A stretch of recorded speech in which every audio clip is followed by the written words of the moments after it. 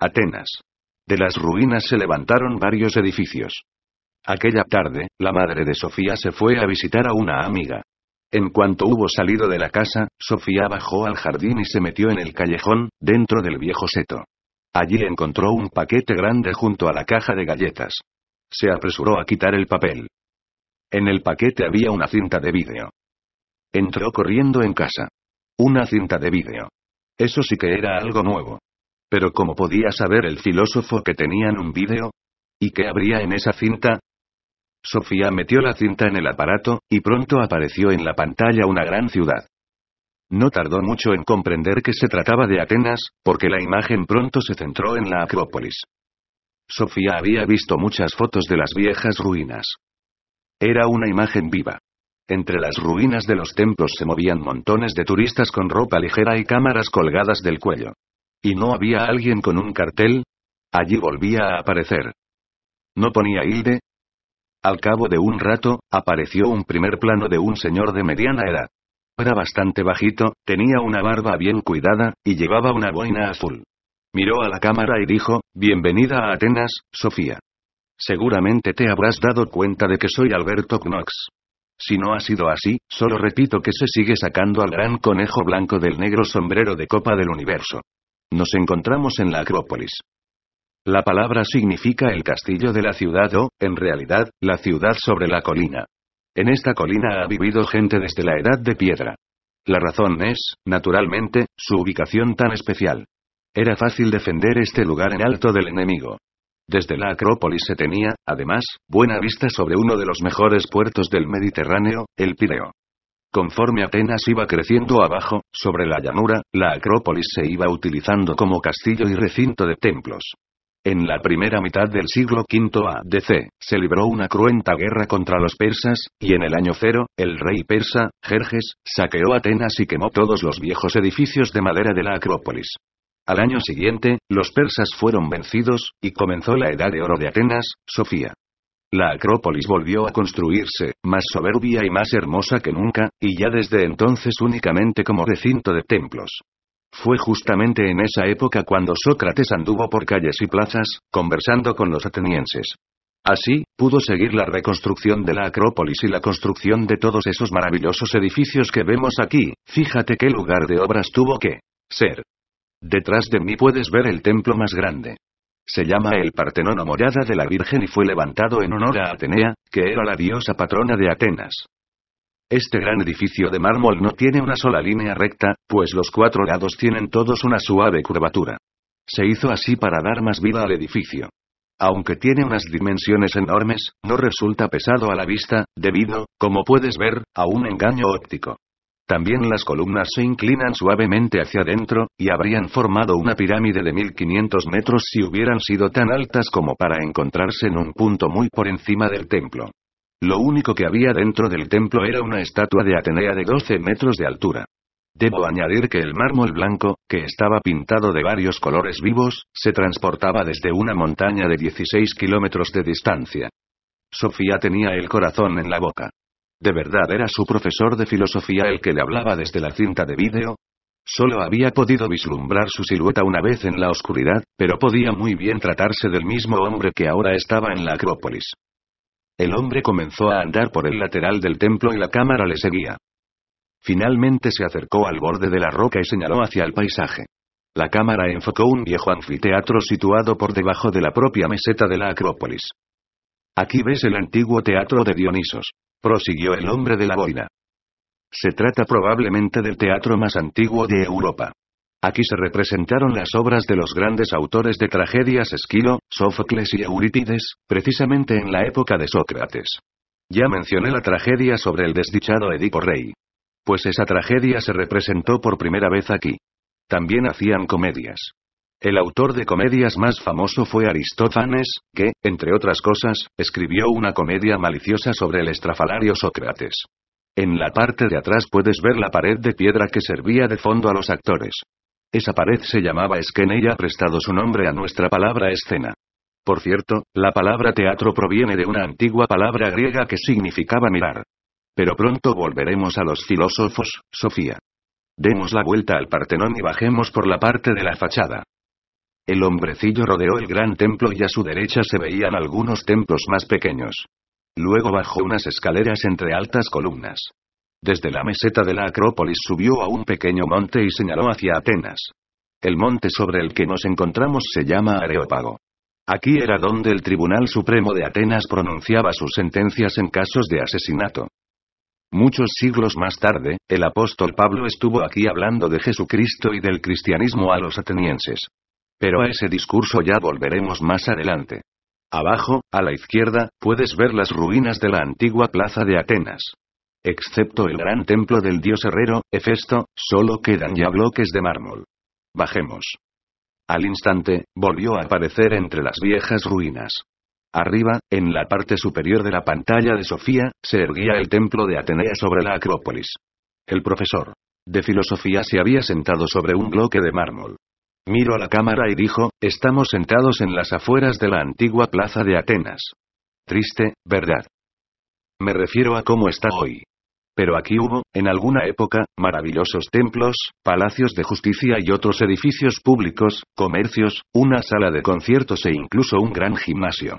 Todo, alrededor de la propia plaza, que era un gran rectángulo. En este pequeño recinto, se pusieron los cimientos de toda la civilización europea.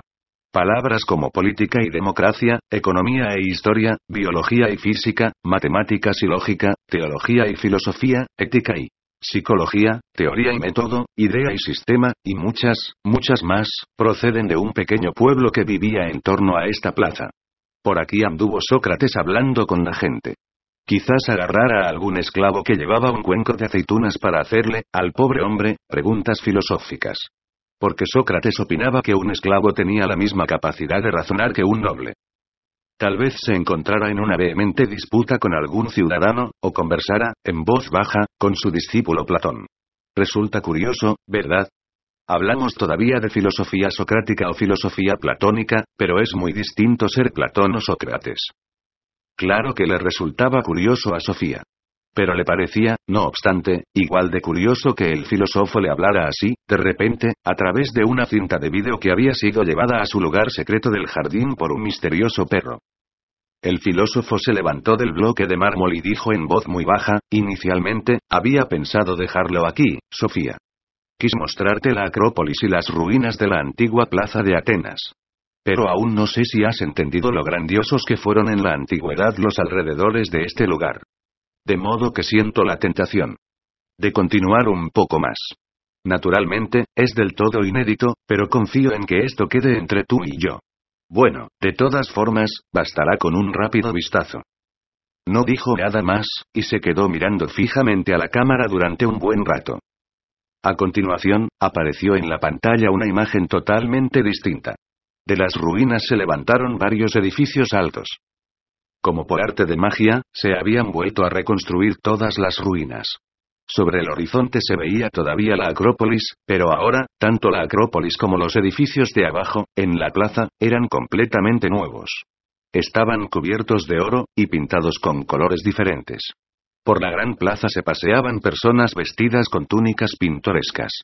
Algunos llevaban espadas, otros llevaban jarras en la cabeza, y uno de ellos llevaba un rollo de papiro bajo el brazo. Ahora Sofía reconoció al profesor de filosofía. Seguía con su boina azul, pero en estos momentos vestía una túnica amarilla, como las demás personas de la imagen. Fue hacia Sofía, miró a la cámara y dijo: ya ves, Sofía. Estamos en la Atenas de la antigüedad.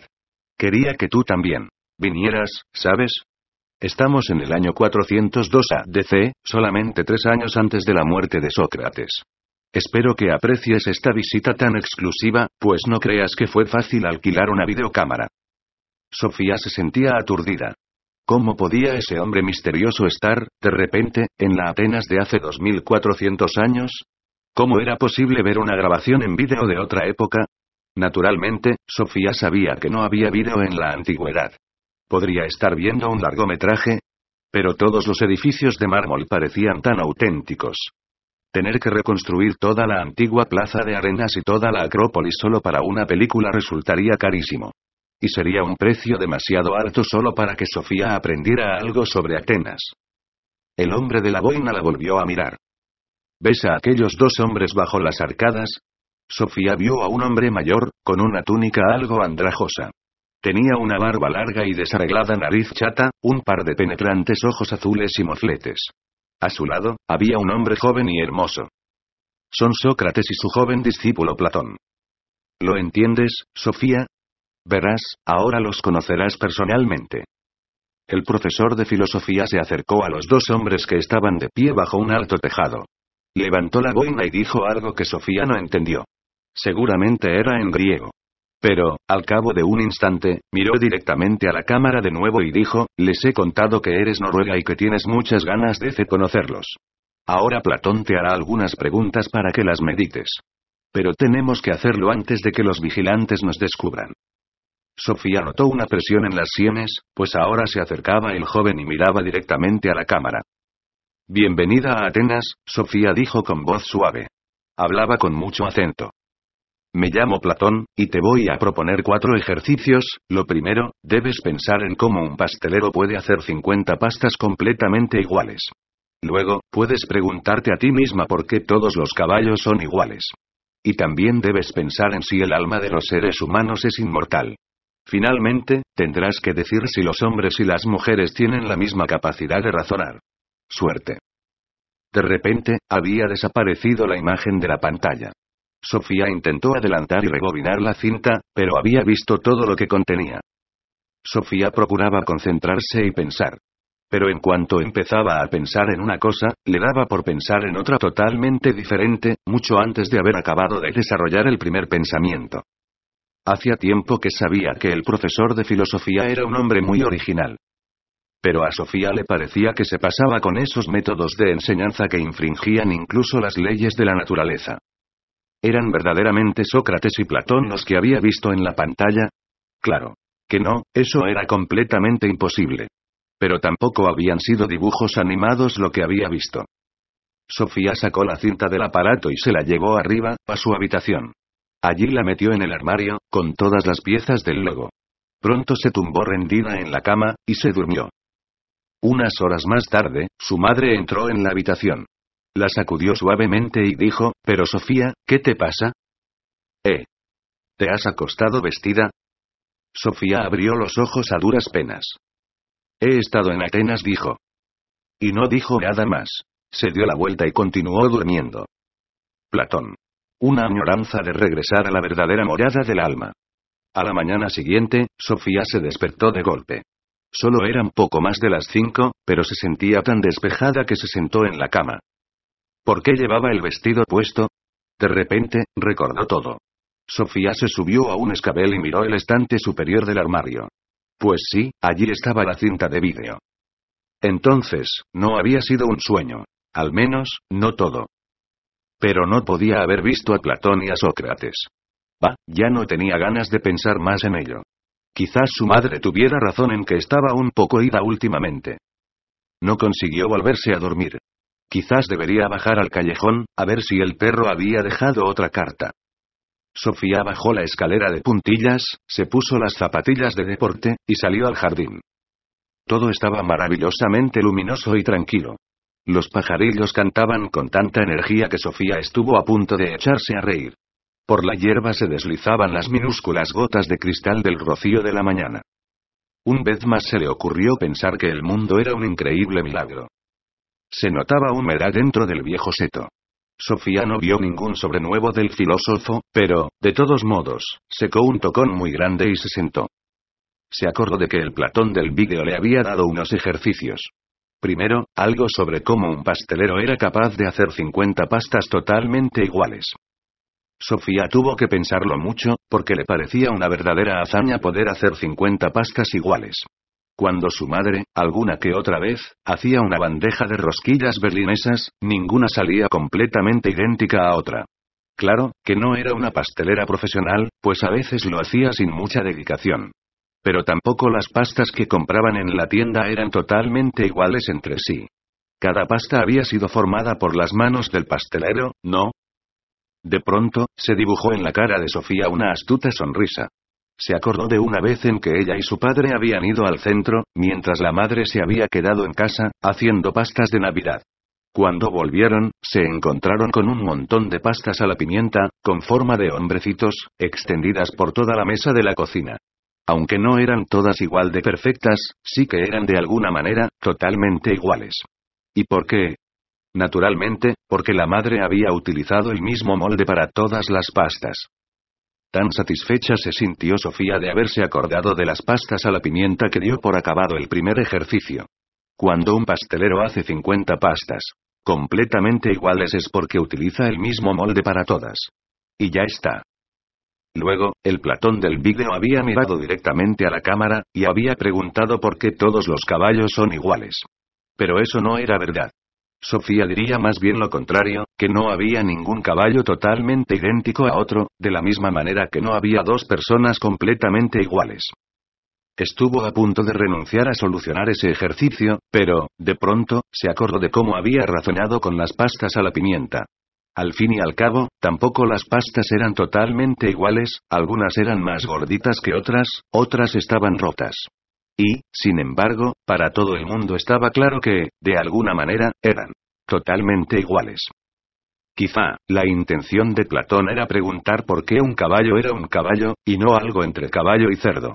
Porque aunque algunos caballos fueran pardos como los osos, y otros blancos como los corderos, todos tenían algo en común. Sofía no había visto jamás, por ejemplo, un caballo con 6 u 8 patas.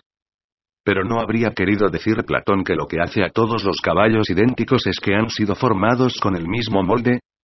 Luego, Platón había hecho una pregunta muy importante y muy difícil. ¿Tiene el ser humano un alma inmortal? Sofía no se sentía capacitada para contestar a esa pregunta. Solo sabía que el cuerpo muerto era incinerado o enterrado, y que así no podía tener ningún futuro. Si uno opinaba que el ser humano tenía un alma inmortal, también tenía que pensar que el ser humano está compuesto por dos partes totalmente distintas, un cuerpo, que al cabo de algunos años se agota y se destruye, y un alma, que opera más o menos independientemente del cuerpo. La abuela había dicho una vez que era solo el cuerpo el que envejecía. Interiormente, había sido siempre la misma muchacha. Lo de muchacha, condujo a Sofía a la última pregunta. ¿Los hombres y las mujeres tienen la misma capacidad de razonar? No estaba ella muy segura. Dependía de lo que Platón quisiera decir con razonar. De pronto, se acordó de algo que había dicho el profesor de filosofía sobre Sócrates. Sócrates había señalado que todos los seres humanos pueden llegar a entender las verdades filosóficas si utilizan su razón. Pensaba, además, que un esclavo tenía la misma capacidad de razonar que un noble para poder solucionar preguntas filosóficas. Sofía estaba convencida de que Sócrates habría dicho que mujeres y hombres tienen la misma capacidad de razonar. Sentada meditando, oyó de repente ruidos en el seto y alguien que respiraba como una máquina de vapor. Al instante, apareció en el callejón el perro amarillo. Llevaba un sobre grande en la boca. «Hermes», exclamó Sofía, «muchas gracias». El perro dejó caer el sobre en las rodillas de Sofía, que estiró la mano para acariciarle. «Hermes, buen perro», dijo. El perro se tumbó delante de ella y se dejó acariciar. Pero al cabo de unos minutos, se levantó y se dispuso a desaparecer entre el seto por el mismo camino por el que había llegado. Sofía le siguió con uno sobre amarillo en la mano. El perro se giró un par de veces gruñendo, pero Sofía no se dio por vencida. Encontraría al filósofo aunque tuviera que correr hasta Atenas. El perro apresuró el paso, y pronto se metió por un estrecho sendero. También Sofía aumentó la velocidad, pero cuando había corrido durante un par de minutos, el perro se paró y se puso a ladrar como un perro guardián. Sofía no se dio por vencida todavía y aprovechó la oportunidad para acercarse aún más. Hermes siguió a toda prisa por el sendero. Sofía tuvo que reconocer finalmente que no era capaz de alcanzarlo. Durante un largo rato se quedó parada escuchando cómo se alejaba. Al final, todo quedó en silencio. Sofía se sentó sobre un tocón delante de un pequeño claro en el bosque. En la mano tenía un sobre grande. Lo abrió, sacó varias hojas escritas a máquina, y empezó a leer. La Academia de Platón. Qué bien lo pasamos juntos, Sofía. En Atenas, quiero decir. De esa forma, al menos, me he presentado. Como también te presenté a Platón, podemos ir directamente al grano. Platón, 427-347 A.D.C., tenía 29 años cuando a Sócrates le obligaron a vaciar la copa de veneno. Era discípulo de Sócrates desde hacía mucho tiempo, y siguió el proceso contra este muy de cerca. El hecho de que Atenas fuera capaz de condenar a muerte a su ciudadano más noble, no solo le causó una hondísima impresión, sino que decidiría la dirección que tomaría toda su actividad filosófica. Para Platón, la muerte de Sócrates constituía una clara expresión del contraste que puede haber entre la situación fáctica de la sociedad y lo que es verdadero o ideal. La primera acción de Platón como filósofo fue publicar el discurso de defensa de Sócrates. En el discurso se refiere a lo que Sócrates dijo al gran jurado. Te acordarás de que el propio Sócrates no escribió nada. Muchos de los filósofos presocráticos sí habían escrito, el problema es que la mayoría de esos escritos se ha perdido. En lo que se refiere a Platón, se cree que se han conservado todas sus obras principales. Aparte del discurso de defensa de Sócrates, Platón escribió una colección entera de cartas, y 35 diálogos filosóficos. El hecho de que estos escritos hayan sido conservados se debe, en gran parte, a que Platón fundó su propia escuela de filosofía fuera de Atenas. La escuela estaba situada en una arboleda que debía su nombre al héroe mitológico griego Academo. Por lo tanto, la escuela de filosofía de Platón adquirió el nombre de Academia. Desde entonces se han fundado miles de academias por todo el mundo.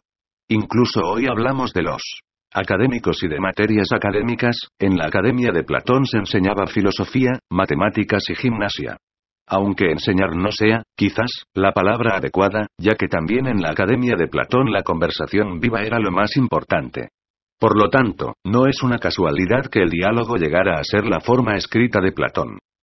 Lo eternamente verdadero, lo eternamente hermoso y lo eternamente bueno. Al principio de este curso de filosofía te dije que, a menudo, resulta muy útil preguntarse a uno mismo cuál es el proyecto de un determinado filósofo. De modo que ahora pregunto, ¿qué era lo que a Platón le interesaba averiguar ante todo? Resumiendo mucho, podemos decir que a Platón le interesaba la relación entre lo eterno y lo inalterable, por un lado, y lo que fluye, por el otro. Es decir, exactamente igual que a los presocráticos. Luego dijimos que los sofistas y Sócrates abandonaron las cuestiones de la filosofía de la naturaleza, para interesarse más por el ser humano y la sociedad. Sí, eso es verdad, pero también los sofistas y Sócrates se interesaban, en cierto modo, por la relación entre lo eterno y lo permanente, por un lado, y lo que fluye, por el otro. Se interesaron por esta cuestión en lo que se refiere a la moral de los seres humanos, y a los ideales o virtudes de la sociedad. Muy resumidamente, se puede decir que los sofistas pensaban que la cuestión de lo que es bueno o malo, es algo que cambia de ciudad en ciudad, de generación en generación, es decir que la cuestión sobre lo bueno y lo malo es algo que fluye. Sócrates no podía aceptar este punto de vista, y opinaba que había unas reglas totalmente básicas y eternas para lo que es bueno y lo que es malo. Mediante nuestra razón podemos, todos los seres humanos, llegar a conocer esas normas inmutables, pues precisamente la razón de los seres humanos es algo eterno e inmutable. ¿Me sigues, Sofía? Estamos llegando a Platón. A él le interesa lo que es eterno e inmutable en la naturaleza y lo que es eterno e inmutable en cuanto a la moral y la sociedad. De hecho, para Platón, estas son una misma cosa. Intenta captar una propia realidad eterna e inmutable. Y, a decir verdad, precisamente para eso tenemos a los filósofos.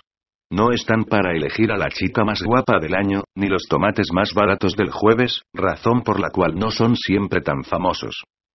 Los filósofos suelen fruncir el ceño ante asuntos tan vanos y tan de actualidad. Intentan señalar lo que es eternamente verdadero, eternamente hermoso, y eternamente bueno.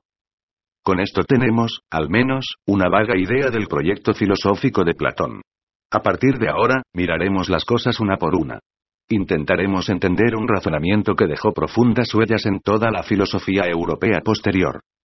El mundo de las ideas. Tanto Empédocles como Demócrito habían señalado que todos los fenómenos de la naturaleza fluyen, pero que sin embargo, tiene que haber algo que nunca cambie las cuatro raíces de todas las cosas o los átomos.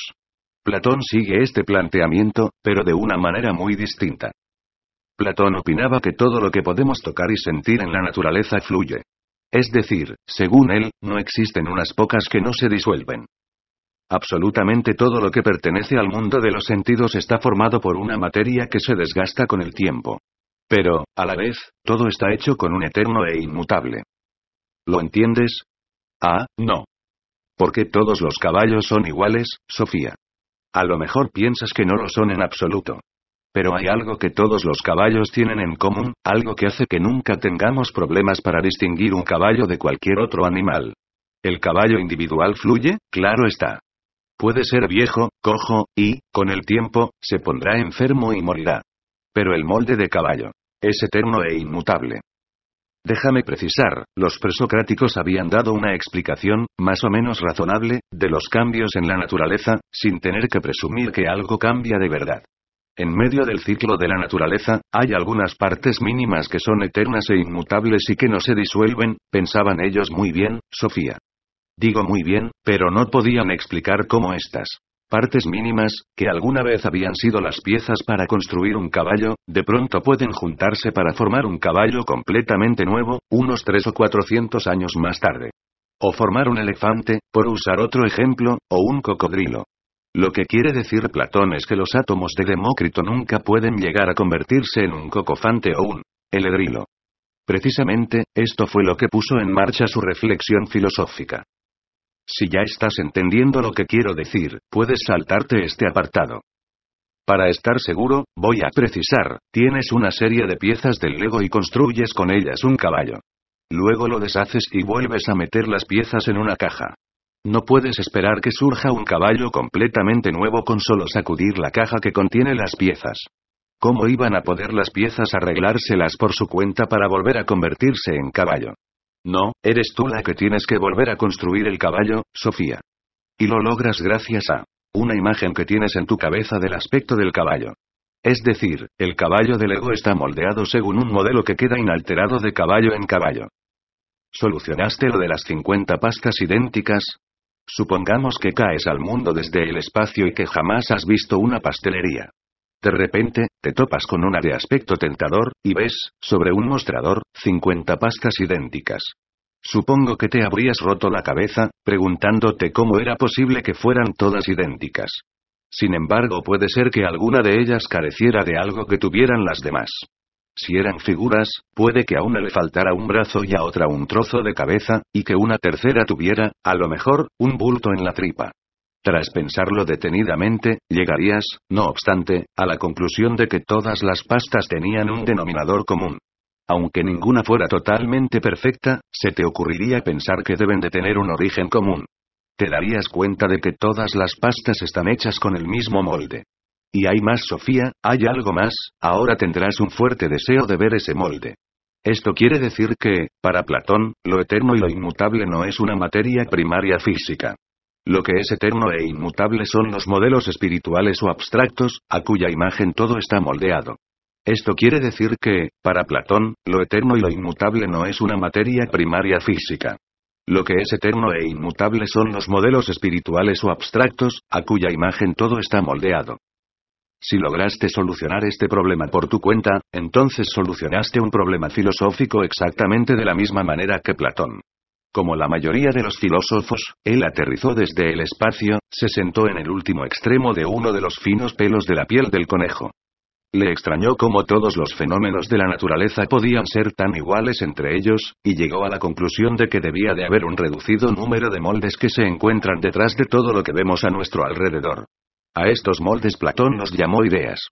Detrás de todos los caballos, cerdos y seres humanos, se encuentra la idea de caballo, la idea de cerdo y la idea de ser humano, de la misma manera que el pastelero antes mencionado puede tener pastas con forma de hombres, de cerdos y de caballos. Pues un buen pastelero tendrá más de un molde. No obstante, basta con un solo molde para cada clase de pastas. Conclusión, Platón pensaba que tenía que haber una realidad detrás del mundo de los sentidos, y a esta realidad la llamó el mundo de las ideas. Aquí se encuentran las eternas e inmutables imágenes modelo, detrás de los distintos fenómenos con los que nos topamos en la naturaleza. A este espectacular concepto lo llamamos la teoría de las ideas de Platón. El conocimiento seguro. Hasta aquí me habrás seguido, querida Sofía. Pero a lo mejor te preguntas, si Platón pensaba así de verdad. ¿Pensaba verdaderamente que tales moldes existen en una realidad completamente diferente? No lo opinó tan literalmente durante toda su vida, pero, al menos en algunos de sus diálogos hay que entenderlo así. Intentaremos seguir su argumentación. Como ya he dicho, el filósofo intenta captar algo que sea eterno e inmutable. no resultaría muy útil escribir una tesis filosófica sobre, digamos, la existencia de una determinada pompa de jabón. No lo opinó tan literalmente durante toda su vida, pero, al menos en algunos de sus diálogos hay que entenderlo así. En primer lugar, no habría tiempo para estudiarla bien antes de que desapareciera de pronto, y, en segundo lugar, sería difícil vender una tesis filosófica sobre algo que nadie ha visto, y que, además, solo ha existido durante 5 segundos. Platón pensaba que todo lo que vemos a nuestro alrededor en la naturaleza, es decir, todo lo que podemos sentir y tocar, puede compararse con una pompa de jabón. Porque nada de lo que existe en el mundo de los sentidos permanece. Evidentemente, sabes que todos los seres humanos y todos los animales se disuelven y mueren, antes o después. Pero incluso un bloque de mármol se altera y se desintegra lentamente. La Acrópolis está en ruinas, Sofía. Escandaloso, digo yo, pero esa es la realidad. Lo que dice Platón es que no podemos saber nada con seguridad sobre algo que cambia constantemente. Sobre lo que pertenece al mundo de los sentidos, es decir, lo que podemos sentir y tocar, solo podemos tener ideas o hipótesis poco seguras.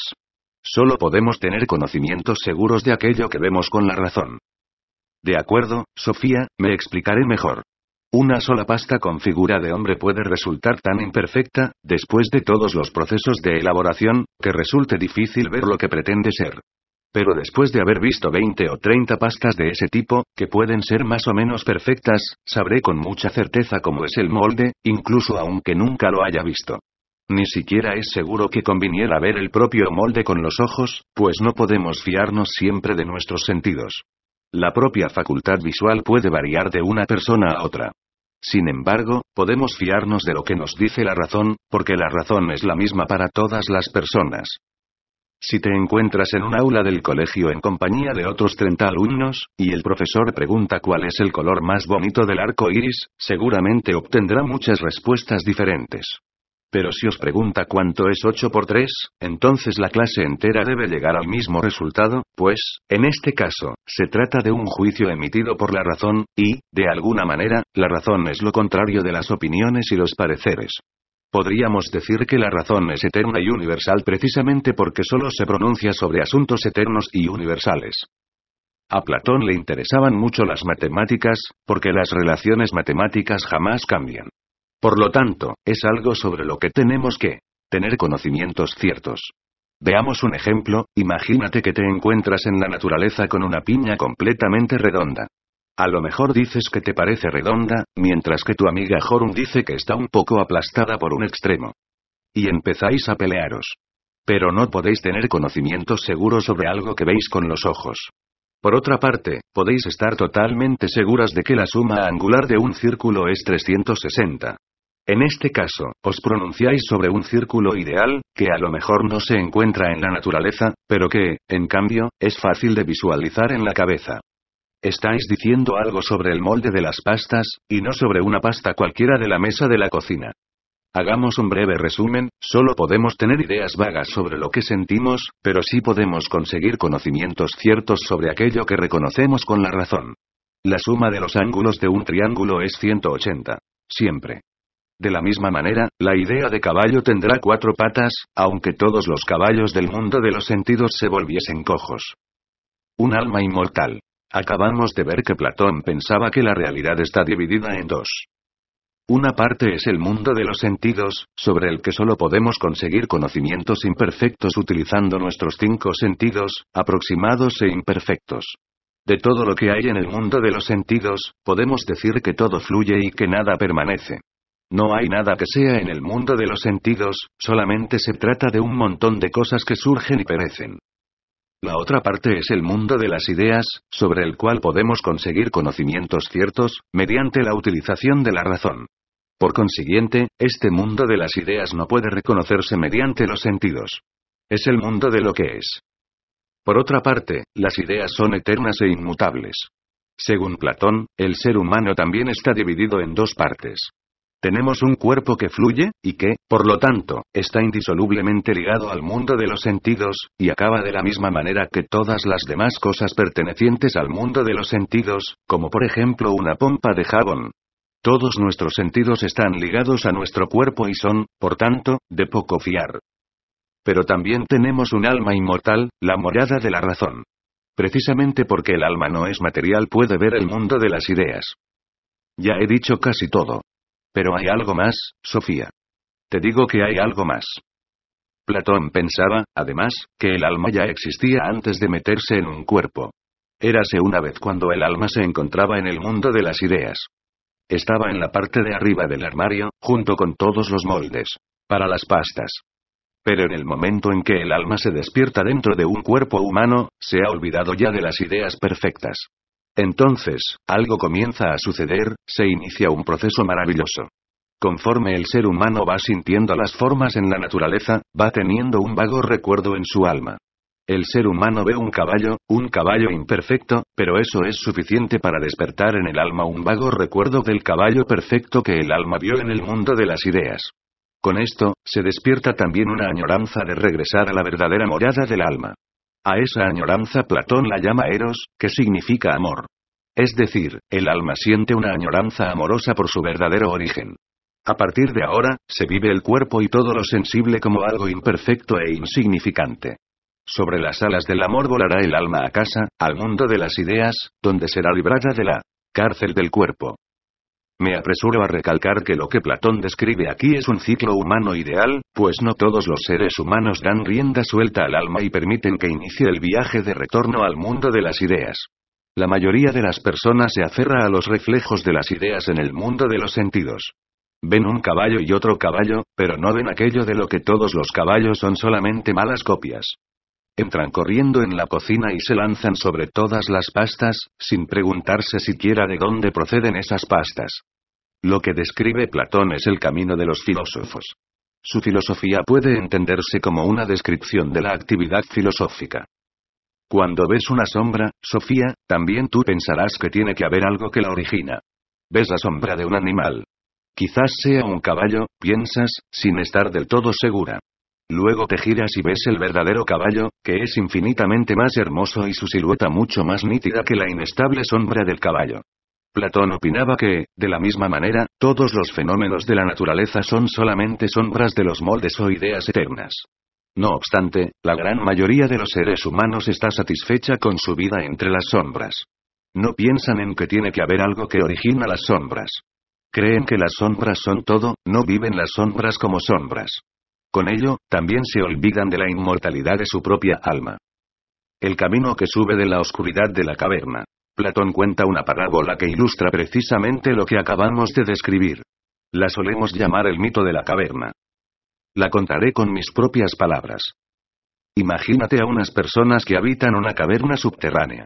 Están sentadas de espaldas a la entrada, atadas de pies y manos, de modo que solo pueden mirar hacia la pared de la caverna.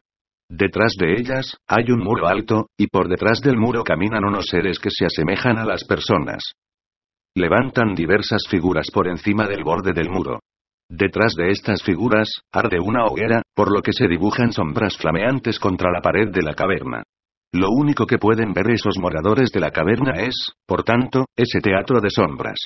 Han estado sentados en la misma postura desde que nacieron, y creen por ello, que las sombras son lo único que existe. Imagínate ahora que uno de los habitantes de la caverna empieza a preguntarse de dónde vienen todas esas sombras de la pared de la caverna y, al final, consigue soltarse. ¿Qué crees que sucede cuando se vuelve hacia las figuras que son sostenidas por detrás del muro? Evidentemente, lo primero que ocurrirá es que la fuerte luz le cegará. También le cegarán las figuras nítidas, ya que, ese momento, solo había visto las sombras de las mismas. Si consiguiera atravesar el muro y el fuego, y salir a la naturaleza, fuera de la caverna, la luz le cegaría aún más. Pero después de haberse restregado los ojos, se habría dado cuenta de la belleza de todo.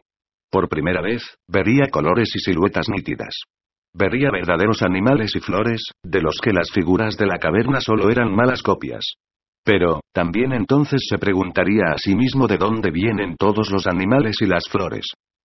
Entonces vería el sol en el cielo, y comprendería que es el sol el que da vida a todas las flores y animales de la naturaleza, de la misma manera que podía ver las sombras en la caverna gracias a la hoguera.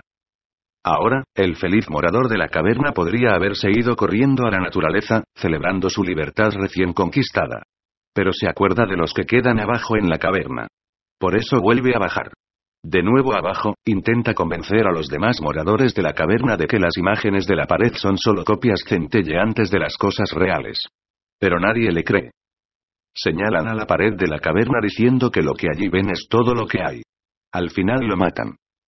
Lo que Platón describe en el mito de la caverna es el camino que recorre el filósofo desde los conceptos vagos hasta las verdaderas ideas que se encuentran tras los fenómenos de la naturaleza. Seguramente también piensa en Sócrates, a quien mataron los moradores de la caverna porque hurgaba en sus ideas habituales, queriendo enseñarles el camino hacia la verdadera sabiduría. De ese modo, el mito de la caverna se convierte en una imagen del valor y de la responsabilidad pedagógica del filósofo. Lo que quiere señalar Platón es que la relación entre la oscuridad de la caverna y la naturaleza del exterior corresponde a la relación entre los moldes de la naturaleza y el mundo de las ideas. No quiere decir que la naturaleza sea triste y oscura, sino que es triste y oscura comparada con la claridad de las ideas. Una foto de una muchacha hermosa no tiene por qué resultar oscura y triste, más bien al contrario, pero sigue siendo solo una imagen.